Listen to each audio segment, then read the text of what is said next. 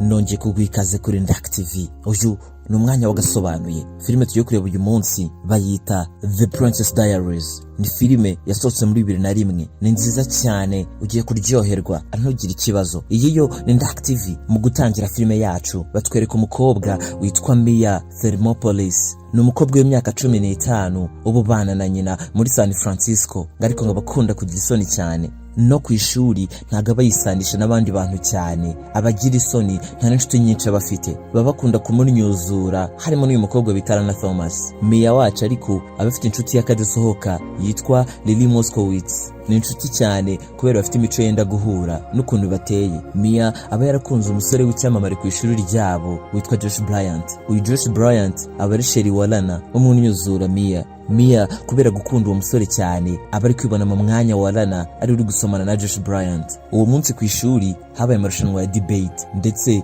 Mia yagiye ku ruhande ruhangana na Josh. Josh ni umusore uzi ibyo avuga, ndetse ubona ko afite ibitekerezo bifatika, n'abanyeshuri bose baramukunda banamukomera amashyi. Mia agezweho yatangiye kudidimanga, abura n'icyo avuga, ahita agenda, abanyeshuri baramuseka. Mia yaratashye, ageze mu rugo nyina yamubwiye ko nyirakuru, ubwo ni nyina ubyara se, yaje muri Francisco avuye mu gihugu bita Genovia, niho baba bakomoka, kandi ngo yifuza guhura nawe. Mia bita bimucanga ngo ntaba yumva ukuntu bashaka guhura nawe, kandi bamaze imyaka myinshi batabonana, batanavugana kuri telefone. Umunsi wakurikiyeho Mia avuye ku ishuri yari afite adresse yaho nyirakuru ari, ajya kumureba. Yasanze ari inzu nziza, ndetse no kumwakira amwakira neza cyane, ndetse bakamuzana na nyirakuru aba yitwa Clarisse Renardi. Uyu nyirakuru yabwiye Mia ko ari umwamikazi w'iki gihugu cyitwa Genovia. Genovia ngo ni ubwami buto bubarizwa mu Burayi. Yanamubwiye ko papa wa Mia ngo ari igikomangoma cy'ubu bwami bwa Genovia, ndetse afite n'ikamba, ariko ngo nyuma y'urupfu rwe ngo Mia ni ugomba gukurikiraho akaba umwamikazi w'iki gihugu, ngo ni nayo mpamvu yifuzaga kumubona. Mia mu kubyumva yabanje kugira ngo no mukecuru ari gukina, ariko nyuma y'akanya gato yaje kubyumva neza uburyo agomba kuba igikomangomakazi cy'ubu bwami bwose bwa Genovia. Uyu mwamikazi akaba na nyirakuru yamubwiye ko bagomba kwimukira muri Genovia, agafite inshingano nk'igikomangomakazi. Mia akibyumva ariko ahita abihakana, ndetse akiruka akagenda. Ageze mu rugo atonganya nyina ngo impamvu yamuhishe ko umuryango we ukomoka ibwami. Nyina ariko yamubwiye ko amaze kubona gatanya na se ngo bamwemereyeho kubaho ubuzima busanzwe, akajya kubana na nyina nyine. Ngo bari barapanze no kuzabimubwira ubwo aza bafite imyaka 18, ngo ariko ubwo se yahise apfa nyine atarayegeza, bagomba kubimubwira gutyo. Nuko yabimenye. Umunsi wakurikiyeho ari kumwe na wa mwamikazi ari we nyirakuru,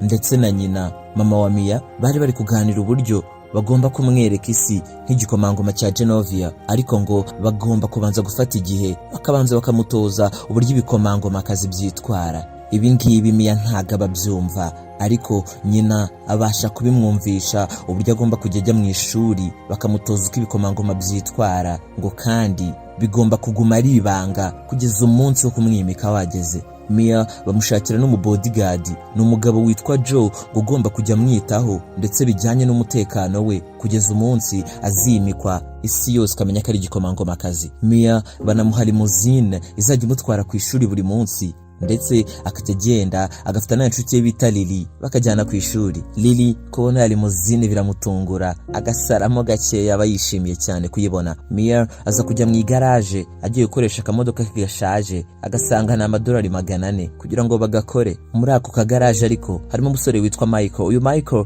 ni musaza wa Lily, ya nshuti magara ya Mia. Uyu Michael abakunda Mia, ariko Mia nyine nta nubwo bamuzi. Umunsi wakurikiyeho Mia atangira kujya kwiga uko ibikomangomakazi byitwara. Bamwigisha ibintu byose, kugenda, kubyina, kwitwara ku meza, n'ibindi byinshi bitandukanye. Buri munsi uko avuye ku ishuri Mia aza gufata aya masomo, kandi inshuti yonyine afite ni Lily. Atangira kumuburira umwanya, ndetse nawe agatangira kumva ari wenyine. Umunsi umwe umwamikazi ahamagaza umunyacangwe w'umutaliyani, n'umugabo ugomba kuza kwita kuri Mia. Ashimishwa n'ubwiza bwe, agatangira kumwitaho, amukorera ingohe, amushyira utuntu ku maso kugira ngo ase neza, ndetse akavuna n'amarinete ye kugira ngo atazongera kuyambara, ahubwo mushyiremo utulenze mu maso, ntazongere kwambara linete. Birangira Mia asa nk'umuntu mushyashya rwose utandukanye n'uwo yari we. Umwamikazi arabyishimira, ariko agasaba Paulo wa mutaliyani w'umunyacyangwe kubigira ibanga. Umunsi wakurikiyeho Mia ajya gufata Lily ngo baje ku ishuri. Michael mu kumubona atungurwa n'ubwiza bwe, ababona yabaye undi muntu mushya atari wa wundi asanzwe azi. Lily kubibona ariko we bisa nk'ibimubabaza kuko abatekereza ko inshuti ye ari we Mia yatangiye guhinduka nk'abakobwa banyuzurana n'ubundi ku ishuri. Lily ahita atuma Mia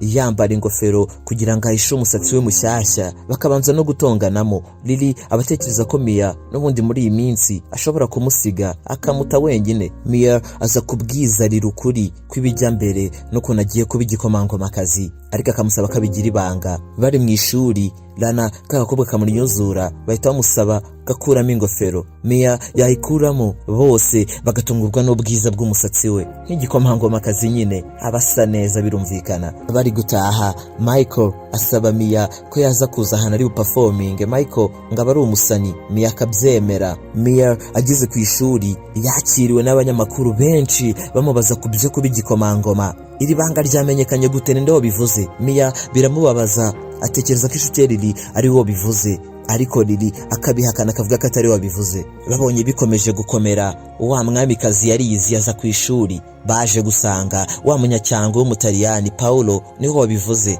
yashakaga kuba icyamamare ko yakoreye igikomangomakazi. Makeup. Mu mugoroba wakurikiyeho umwamikazi yakiriye ibindi bikomerezwa biturutse ahandi hantu hakomeye ku isi mu musangiro wa nimugoroba. Ibintu byose byari biri kugenda neza kugeza ubwo Mia yatwitse ikote ry'umushyitsi atabishaka, akahita ashyira akaboko ke mu ndobo yuzuye urubura. Si ibyo gusa kuko yaje no guta akantu hasi kanyereza umuseriveri. Umwamikazi biramucanga akifata ku mutwe, ariko abashyitsi birabasetsa babona ari komedi. Ku munsi wakurikiyeho Mia yatekerezaga ko umwamikazi yamurakariye, ariko sibyo. Umwamikazi yishe imipangu yose yari afite kugira ngo amarane umunsi n'umukobwa we. Bagiye basohokera ahantu hatandukanye, bakina imikino Mia akunda, bajya no kurya ndetse no kwifotoza. Mu gutaha ariko Mia niwe watwaye. Mia agerageza gusubira inyuma, feri zaracitse, asubira inyuma gonga imodoka itwaye ba mukerarugendo bo muri San Francisco. Ndaho bagira zatembera Francisco muzitembera u Rwanda. Polisi mu kuza kubandikira ibayenda no gufunga Mia, ariko umwamikazi nk'umuntu w'umuhanga araza akavugisha polisi, bikarangira nyine nta kibatwaye. Ahubwo birangira polisi eje ikabaherekeza ikabacyura. Mia atungurwa n'uburyo umwamikazi yitwaye muri iyo situation. Abantu bose barishima. Mia akahita avuga ati nyogokuru umwamikazi wa danje. Umunsi wakurikiye asubiye ku ishuri yatangiriwe n'utwana twose tumusaba kadusinyira orthographe. Ubundi mbere nta muntu wamubonaga, ariko ubu niwo muntu bavuga cyane ku ishuri.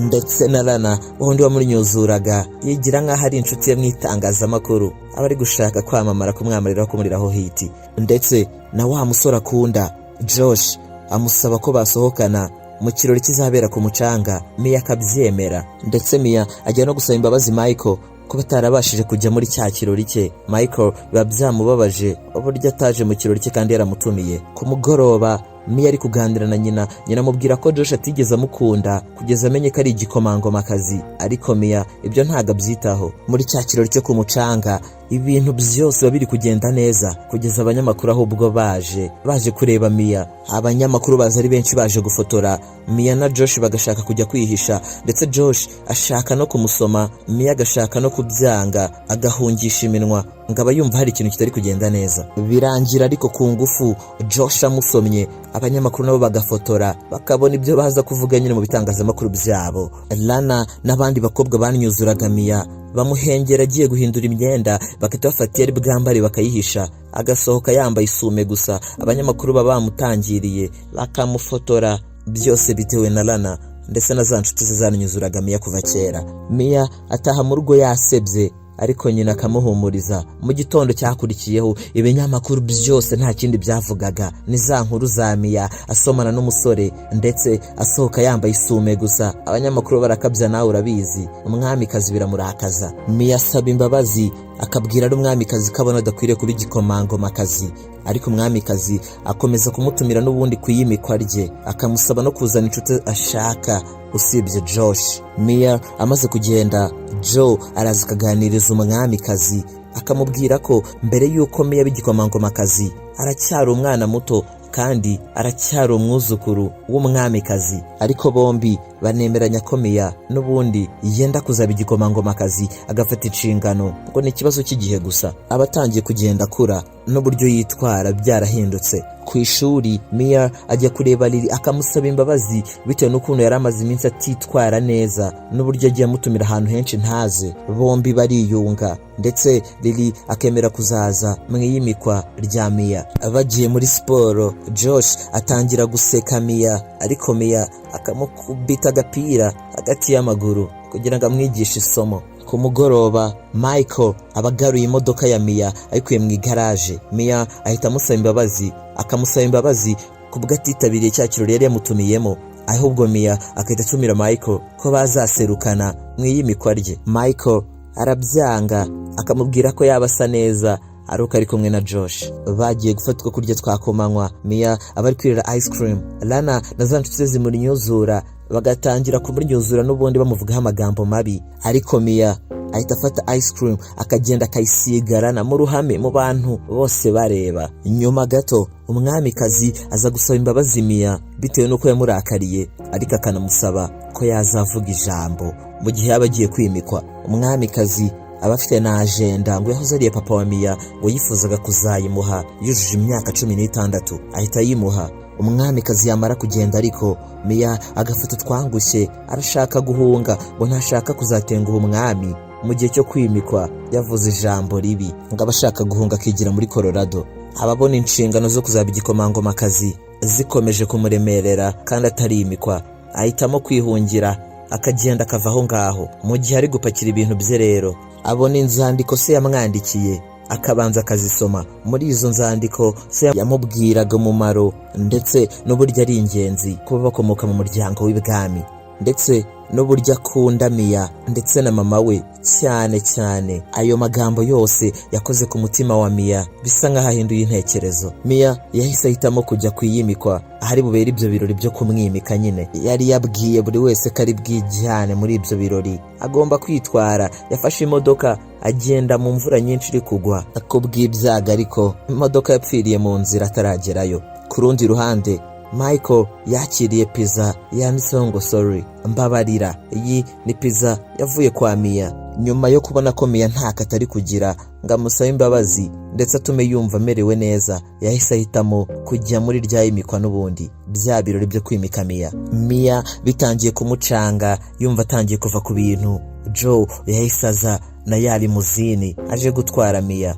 Mu gihe Mia yaratarahagera, ariko bari bamutegereje umwanya munini. Umwamikazi yahisemo gutangiza ibirori avuga ijambo. Ataragera kure, ariko yahise abona Mia yatose kuva ku mano kugera ku musatsi, ariko yiteguye kuvuga ijambo. Umwamikazi yahise ava kuri stage aho ikaze Mia mu gutangira, ariko Mia yatangiye kudidimanga nk'uko ajya bigenze ari kuvugira imbere y'abantu benshi, ariko yibutsa amagambo se yamwandikiye. Yahise avuga ijambo ryiza ryakoze ku mitima y'abari aho bose. Mu gusoza ijambo yahise abwira abari aho bose ko ari cyo gikomangomakazi cya Genovia. Abari aho bose bakoma amashyi. Umwamikazi nawe yahise amutamo ikamba. Nyuma y'akanya bamuhindurira n'imyenda, ahita abyinana na Michael. Bahise binyabya bikoza hanze. Michael amubwira uburyo amukundamo, bombi bahita batangira gusomana. Mu yandi mashusho Mia aba ari mu ndege yimukiye muri Genovia agiye gukora inshingano nk'igikomangomakazi. Mu gusoza filime yacu batwereka ingoro nini nziza cyane, n'ingoro y'ubwami bwa Genovia aho Mia agiye gukorera inshingano ze nk'igikomangomakazi. Mwakoze kubana natwe. Iyi ni Ndak TV. Kora subscribe ukomeze ubane natwe, ariko ubona udufilime twiza nk'utu ngutu buri munsi. Jya muri comment utubwire agafilime wifuza ko twazagukorera ubutaha. Iyi ni Ndak TV. Ciao ciao.